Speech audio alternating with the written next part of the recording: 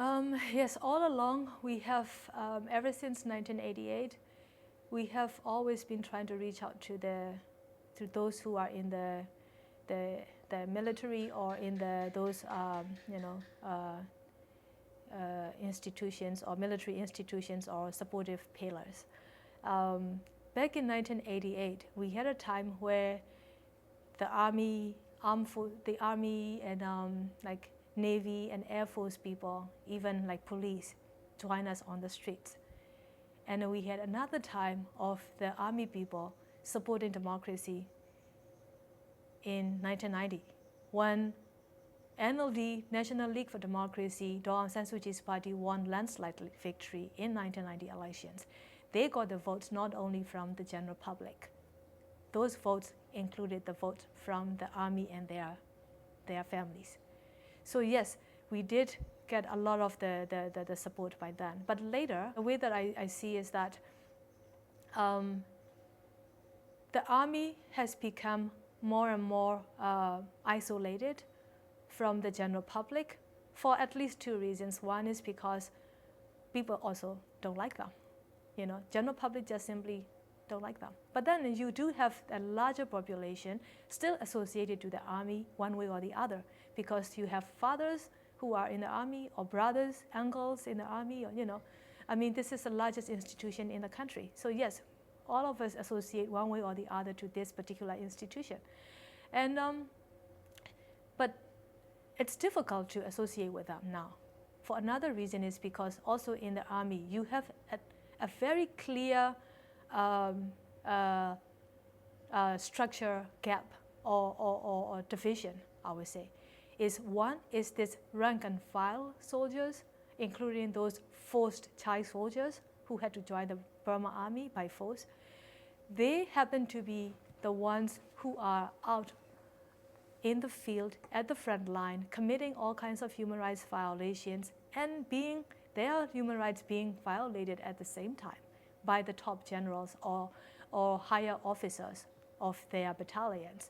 When I say that, what it means is like you have soldiers who are not able to have the ration that they should be having, or that you are having soldiers who have to commit human rights violations, such as killing and shooting villagers and burning the villages without even of their will. But they have to do it because of the order above. Basically is if they do it, or they would be also shot from the back by their higher officers. So which one would you choose? You shoot the other, or you get shot by your higher officers. So they are also put into this very difficult position. And then another is this economic situation. The soldiers' families themselves suffer so much from this economy. So what you see is the general public and them are so far away, caught up in their daily, very simple 2 meals a day struggle or the survival. And also on the other hand is like knowing how the army, the image of the army, no matter how the propaganda is nowadays, in the real deep heart, in deep heart of the people's mind, they are hated. So it's difficult. But saying that, are we not doing? Yes, we are still doing.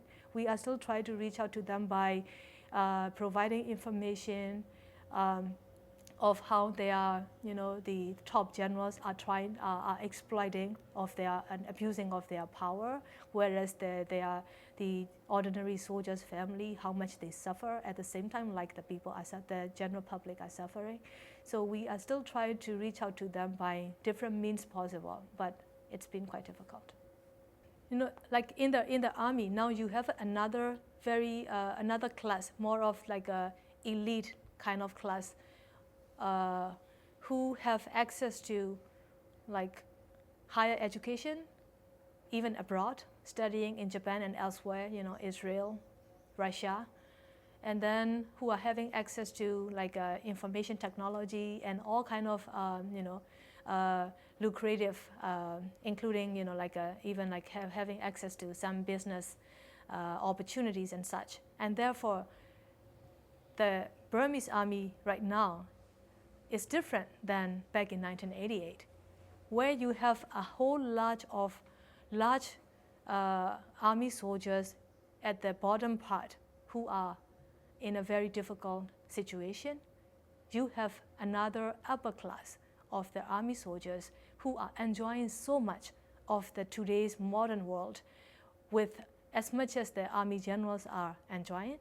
These new ones come in, new blood, who've been highly educated with the outside world education, are also enjoying so much of this power. And what we are seeing is that in the coming time, these new blood army generals who have already enjoyed so much of this wealth and benefit are the ones who seems to be going to take the power.